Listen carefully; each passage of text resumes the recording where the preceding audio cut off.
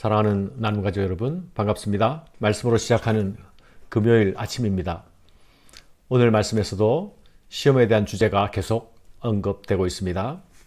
시험이란 말은 이 단어가 양면적인 의미를 가지고 있지요. 긍정적인 측면으로는 테스트, 로의 의미를 가집니다. 그러나 부정적인 측면으로는 유혹, 템테이션의 의미를 가지는 것입니다. 시험을 만나거든 온전히 기쁘게 여기라고 말한 야고보는 오늘 말씀에서 성도들이 시험에 임하는 태도에 대해서 말씀합니다. 첫 번째는 시험을 참는 이들에 대하여서 말하고, 두 번째는 시험 받는 자들이 나는 하나님께 유혹을 받는다라고 말하지 말라고 말합니다. 세 번째는 시험 당하는 자들이 반드시 기억해야 할 사실이 있는데, 그것은 하나님은 언제나 선하시고 신실하신 분이시다라는 사실을 잊지 말아야 한다는 것입니다. 첫 번째 말씀을 들어봅시다. 시험을 참는 자는 복이 있나니 이는 시련을 견디어낸 자가 주께서 자기를 사랑하는 자들에게 약속하신 생명의 면류관을 얻을 것이기 때문이라. 시험을 받는 자가 복이 있다가 아니라 시험을 참는 자가 복이 있다라고 말씀하는 것을 주목해야 하겠습니다. 시험 자체가 복이 될 수는 없는 일입니다. 시험이 찾아올 때에 견딤과 참음이 없다면 넘어지고 실패하는 것이죠. 시험에는 반드시 인내와 참음이 뒤따라 와야 합니다. 야고보는 인내를 온전히 이루라 말했습니다. 인내가 선도를 구비된 사람, 부족함이 없는 사람으로 빚어갈 것이기 때문입니다. 그런데 여기서는 시험을 참고 견딘 자가 생명의 면류관을 얻을 것이라 말씀하죠. 생명의 면류관은 주께서 사랑하시는 자들에게 약속하신 것이라고 말씀하고 있습니다. 이 표현에는 고대의 운동 경기의 그림이 깔려 있습니다. 면류관은 고대 육상 경기에서 승리한 자에게 주는 상이었죠. 마라톤 같은 경기에서 우승자에게 머리에 월계관이 씌워지지 않습니까? 그것은 인내와 분투의 결과로 얻은 그 승리의 명예를 상징하는 것이었습니다. 그러나 월계수 이파리는 시간이 지나가면 시들 수밖에 없는 것입니다. 하나님의 시험을 견딘 자들에게는 이 시들어버리는 월계수 이파리관이 아니라 참 생명을 주신다 하십니다. 이 생명은 영생입니다. 하나님 안에 있는 생명이요, 우리 주 예수 그리스도 안에 있는 생명입니다. 시험을 당한 자가 인내하며 바라보아야 할 것은 나를 사랑하시는 하나님께서 내게 주신 이 약속입니다. 상 주시는 하나님을 바라보며 참고 인내하며 달려내어야 하는 것입니다. 이제 말씀은 유혹을 받는 상황으로 전환됩니다. 사람이 시험을 받을 때에 내가 하나님께 시험을 받는다 하지 말지니 하나님은 악에게 시험을 받지도 아니하시고 진히 아무도 시험하지 아니하시느니라. 오직 각 사람이 시험을 받는 것은 자기 욕심에 끌려 미혹됨이니 욕심이 잉태한 적 죄를 낳고 죄가 장성한 적 사망을 낳느니라. 앞에서는 시험을 참는 자가 복이 있다 말씀하실 때에 그것은 테스트라는 의미였죠. 그러나 여기서 언급되는 시험은 유혹이라는 의미로 사용되고 있습니다. 야고보는 유혹 앞에 선 성도들을 향해서 강력하게 명령형으로 권고하고 있습니다. 아무도 자기가 하나님께 유혹받는다고 말하지 말라. 가난한 자가 부한 자의 부를 보고 부러워하게 될 때나 세상의 부를 동경하며 그것에 내 시선을 빼앗기고 내 마음도 빼앗기고 침을 흘리게 될 때에 내가 하나님께 시험을 받고 있다고 말하지 말라는 것입니다.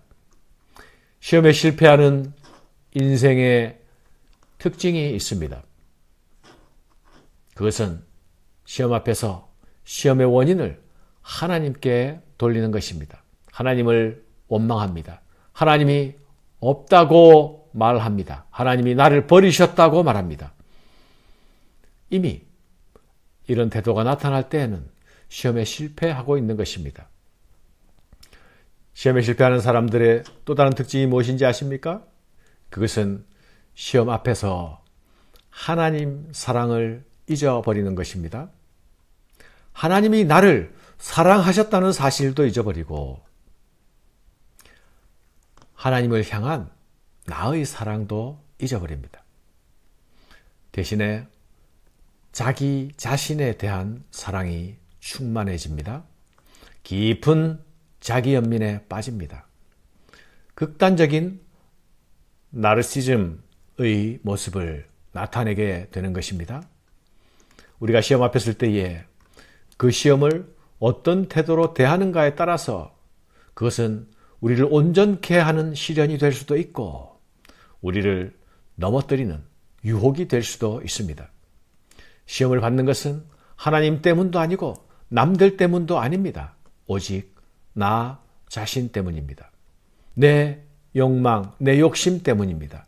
내 안에 있는 욕망을 철저히 통제하지 못하면 욕망이 나를 이끌어 갑니다. 그리고 결국 그 욕망이 나를 삼켜버립니다. 오직 각 사람이 시험을 받는 것은 자기 욕심에 끌려 미혹됨이니, 여기서 끌려 미혹된다는 표현은 물고기가 낚시의 미끼를 탐하다가 결국 그 낚시바늘에 낚여버리는 것을 표현합니다. 끌리다라는 말은 욕망이 잘못된 방향으로 이끌려가는 것을 말합니다. 물고기가 미끼를 무는 것처럼, 짐승이 덫에 걸리는 것처럼 자기 욕심에 이끌리게 되면 우리는 추락으로 떨어지게 되는 것입니다. 각 사람이 시험을 받습니다. 모든 사람이 예외 없이 시험을 경험하게 된다는 것이죠. 그러나 어떤 사람은 시험을 통과하고 어떤 사람은 유혹에 넘어집니다. 무엇이 다른 것입니까? 욕심이 잉태한 적 죄를 낳고 죄가 장성한 적 사망을 낳느니라. 욕심이 죄로, 죄가 사망으로 자라가지 않도록 해야 합니다. 죄는 아주 강력한 경향성을 가집니다. 죄는 강력한 에너지도 가집니다. 우리가 죄에 대하여서 저항하지 않고 욕심과 욕망에 대하여서 관대해지게 되면 욕망은 우리를 일관되게 한 방향으로 끌고 갑니다. 욕망은 폭주하는 기관차처럼 질주하는데 그 종착역이 사망입니다. 시험을 참고 견디는 자가 얻게 되는 생명과 정반대의 자리로 끌고 가는 것입니다. 사랑하는 여러분, 내 안에 떠오르는 모든 악한 생각들을 모두 막을 수는 없습니다. 내 안에서 솟아나는 모든 디자이어를 모두 막아낼 수는 없습니다. 그러나 여러분, 내 안에 떠오르는 모든 악한 생각들을 모두 막아낼 수는 없지만, 그러나 우리는 노라고 말하고 아니요 라고 말할 수 있어야 합니다. 악한 생각이, 떠오른 악한 생각이 내 안에 편안하게 머물게 해서는 안 됩니다. 그렇게 되면 악한 생각은 내 안에서 자리를 잡고 뿌리를 내리고 가지를 치며 자라나게 될 것입니다. 그건 안 됩니다. 그것은 순전히 나의 책임입니다. 내 사랑하는 형제들아, 속지 말라. 온갖 좋은 은사와 온전한 선물이 다 위로부터 빛들의 아버지께로부터 내려오나니 그는 변함도 없으시고 회전하는 그림자도 없으시니라. 그가 피조물 중에 우리로 한 첫 열매가 되게 하시려고 자기의 뜻을 따라 진리의 말씀으로 우리를 낳으셨느니라. 사랑하는 여러분, 시험을 만나는 자들이 기억해야 할 중요한 사실이 무엇입니까? 그것은 하나님의 선하심과 신실하심을 의심치 않고 믿는 것입니다. 우리에게 좋은 것 주시는 하나님을 신뢰하는 것입니다. 하나님에 대한 신뢰가 흔들릴 때에 내 믿음은 흔들릴 수밖에 없습니다. 시험하는 자가 나를 흔들기 전에 먼저 내가 믿는 하나님에 대한 믿음을 흔들며 다가온다는 것을 기억해야 합니다. 이때에 우리가 속지 않기 위하여서 반드시 기억해야 할 사실이 무엇입니까? 하나님은 내게 온갖 좋은 것을 값없이 선물로 주시는 분이시다. 하나님은 어둠의 아버지가 아니라 빛들의 아버지시다. 그분은 변함이 없으신 하나님이시다. 그분은 진리의 말씀으로 나를 낳으신 분이시다. 나는 그분의 자녀요. 나는 진리의 자녀다. 나는 창조주 하나님의 새로운 창조물이다. 이 사실들이 우리가 시험 앞에서 잊지 않고 기억하면서 주장하고 외쳐야 할 사실들입니다. 감사합니다.